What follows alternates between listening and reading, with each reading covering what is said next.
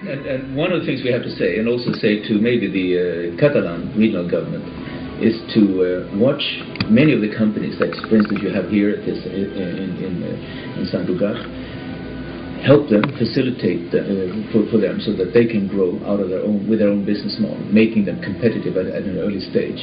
For instance, by combining, as you do in ESADE here, combining with expertise from the academic sector, giving very valuable and untraditional ways, untraditional advice, so that they can actually grow into competitive business elsewhere.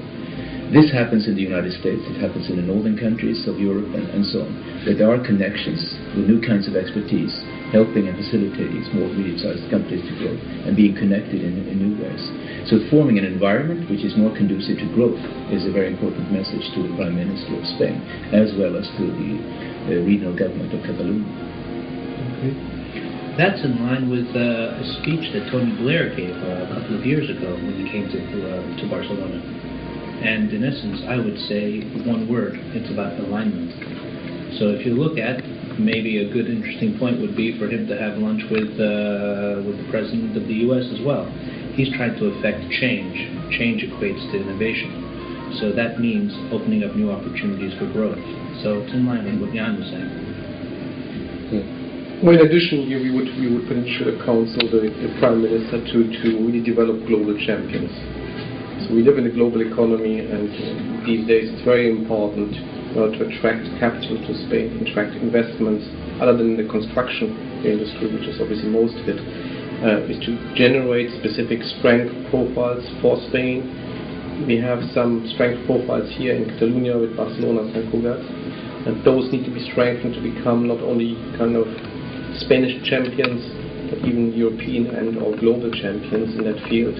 So we get a specific place branding in place, and get attraction, get visibility in other countries of the world, and build a network economy around these kind of strength profiles. And I talk about strength was to be precise. Obviously Barcelona is developing into a kind of transportation logistics hub for the Mediterranean Union concept, for example. That could be a very good entrance point.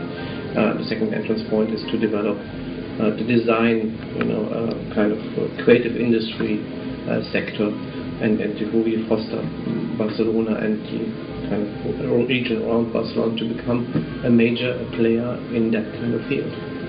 And that creates obviously attractivity of the place, and that creates inward investment. I could say a few words about the human resources. I mean, if you look at Catalonia, you have two of the very best business schools of the world, ESE and ESADE. Many of the students, many of the graduates coming here and working or studying here for some time do not stay. Most of them actually leave. It's good to leave for some time, but they should also come back. So I think an advice to the Prime Minister and advice to the regional government would be find ways of attracting these young talents back to the region. After they have experienced maybe a UK or Scandinavian work period, they should come back and they should settle here.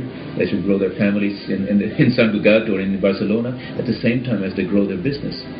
And creating an environment where young entrepreneurs will have easy access to services of all kinds, easy access to business schools as an alumni organization, easy access also to good transportation, design capabilities and so on, all kinds of business services which are needed to grow a business is very, very important.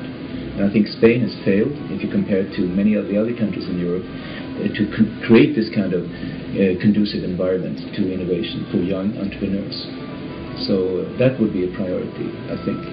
Keeping the talents you have, growing them further, exploring and exploiting their experiences from elsewhere, and bringing other talents in. You have a talent program in Barcelona, which is called Do It in Barcelona. I think it's very, very important to do that, to continue doing recruiting.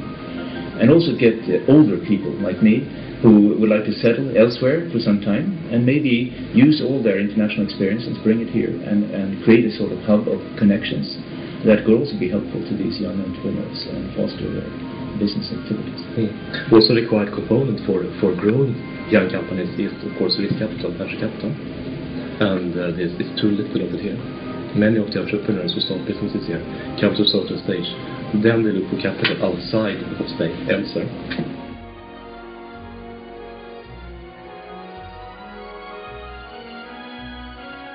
And it's important, I think, to help companies like you have here in St. Gugart and so on, help them in finding ways to go into global business, even the small companies and so on. And we actually have a program we call Broadening the Bridge, getting out into the growth not just locally but also cross borders. And we think that is a very important tool. Some of the big companies like to combine forces with these inventive firms who want to go global. And we're helping, for instance, IKEA and IKEA Foods in finding partners, local small companies that could grow along with IKEA, not being absorbed by IKEA, but being partners of IKEA in a growth stage. And some of the big companies prefer to work with small companies in that way, allowing them to ride, so to speak, on the activities by a larger corporation instead of being absorbed and put into the company. So mergers and acquisitions are good in some circumstances, but in other circumstances they are not so effective. That's a very good point that Jan brings up. In terms of what you look at in the last dot-com bubble that burst, and then now this not being a dot-com bubble but really an implosion of the financial markets, the rules have changed somewhat, and this is a very good example of if you're growing a business, there are different business models that you can employ.